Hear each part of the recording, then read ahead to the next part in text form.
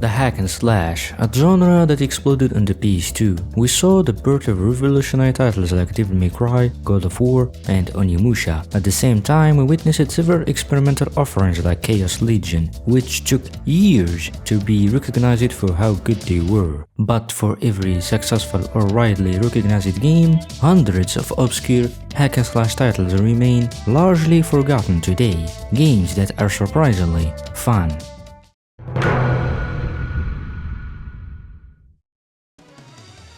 One thing I miss about the old Konami is the randomness. Every so often they would throw out an experimental budget-friendly game just for the hell of it.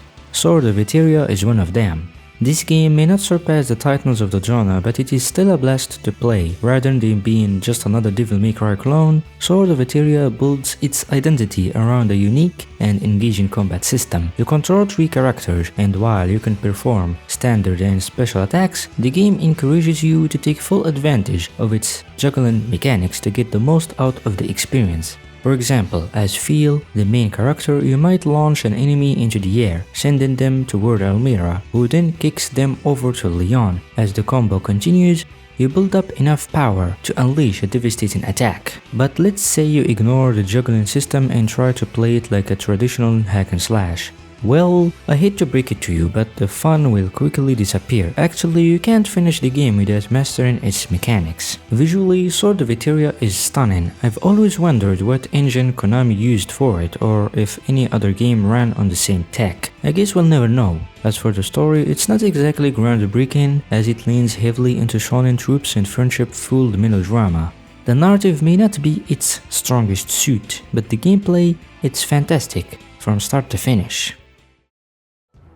Developed by Townsoft, the same team behind Onechanbara, you probably won't hear anyone talk about the Ochimusha. It's part of the Senpa series collection, and it never saw a release outside Japan, which makes it officially an obscure game. The gameplay is reminiscent of many Musou games you've likely played. If I had to compare it to anything, I'd say this one feels like a cheap copy of Devil Kings, aka Sengoku Basar on the PS2. The controls are okay and the visuals are decent for a simple series, but I can't say the same about the gameplay. Just within the first minutes, you will realize this is just a button masher. There are 2 playable characters, a samurai and a shinobu, both with their own movesets and special attacks, but if I was honest, none of their combos are that impressive. You will sadly keep repeating the same attacks over and over and over again. That said, I wish the camera was better. I also would have liked more combo variety to mix things up, but considering this comes from the same developers as Onechanbara, my expectations weren't too high in that regard. So, should you play it? Yes, if you like Senpa series games. Will you enjoy it? I don't think so. Will you keep coming back to it? A hard no. It's okay, but nothing mind-blowing. Oh, and if you're worried about the language barrier, don't be. You can easily finish the game without understanding Japanese. It's honestly criminal that Koei Tecmo never got the chance to make a third Crimson Sea game. The first title, which is exclusive to the original Xbox, was pretty ambitious for its time, but it leaned heavily on shooting to complete missions, and the slashing system was boring. However, it was the second game where the series truly began to show its potential. With Crimson Sea 2, the franchise evolved into a full-fledged action Musou JRPG, introducing new combos, additional characters, and an overall improved combat system. This time, you could choose between 2 protagonists, Sho and Fanai. The game also borrowed the bullet time mechanic from Samurai Warriors, allowing for even more intense, fast-paced combat. I always felt that the original game was a bit too slow for my taste, which is why I never got around to finishing it. But like I said, the sequel is where the series really hit its stride. Unfortunately, both games were commercial failures in Japan and the US, making a third entry highly unlikely, and that's a tragedy.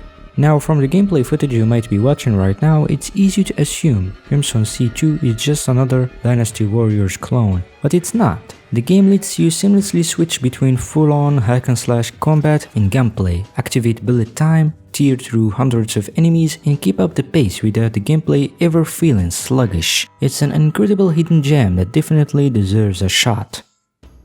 Before God of War, there was Gladiator Sword of Vengeance, back when companies still made Gladiator-themed games. This hack-and-slash action-adventure puts you in the shoes of Invictus Strax, a legendary gladiator betrayed by the treacherous Arantius and sent to the underworld. There he learns that the evil emperor must be slain to restore order and peace to Rome. Determined, Strax embarks on a brutal journey through the underworld, cutting down hordes of enemies before facing the emperor and his minions. While Gladiator's Sword of Vengeance shares similarities with games like Rygar and Devil May Cry, it still manages to carve out its own identity. The combat is robust, and the engaging storytelling, along with the challenge and difficulty, will keep you coming back for more. For those who don't know, I made a video on my channel diving into the game's origins and whether a sequel was ever in the works. I'm not gonna sugarcoat this one, but the Onna Okapichi Torimonocho kinda sucks. Since it was developed by the same team behind Onechanbara, I was expecting something similar. Instead, what I got was a painfully repetitive experience. You have 2 basic attacks and a single special move that's practically required to defeat bosses. Without it, you'll be wheeling on them all day. The camera in this game is exactly what you'd expect from a simple series game. The controls aren't the worst, but man, the jumping mechanics are rough. So why am I even mentioning this game? 2 reasons. First, it's obscure, and eventually you'll stumble across some YouTuber out there claiming, "This is the best hack-and-slash game you never played," to bait you into clicking on their video. Don't fall for it, it's a mediocre game. Second, if you enjoy simple series games and don't mind a little junk, you might find some charm in it. It's short and not too difficult, but at the end of the day, yeah, it's pretty mediocre, and it's worse than the Ochimusha.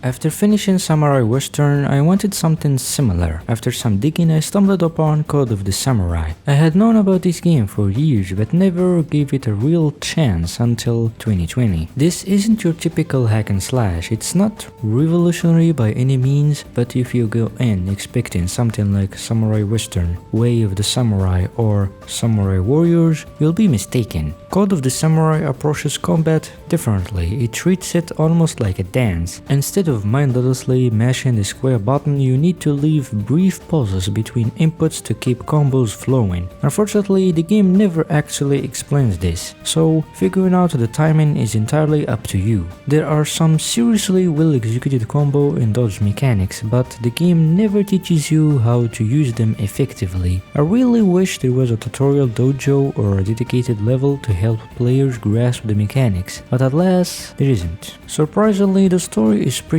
engaging for a mid-budget game published by Midas in Europe and Australia. The graphics are decent for a budget title, and the voice acting isn't half bad either. As for the gameplay, it's neither bad nor best, but if you don't take the time to learn its mechanics, you'll never truly appreciate it. That said, I love how the combat feels like a dance, and the dodge system is fantastic. Mastering it lets you deal massive damage to bosses, making battles even more satisfying. So, do I recommend it? Yes, but only for hardcore players who enjoy hunting down obscure gems. If you expect Devil May Cry quality here, you're better off looking elsewhere.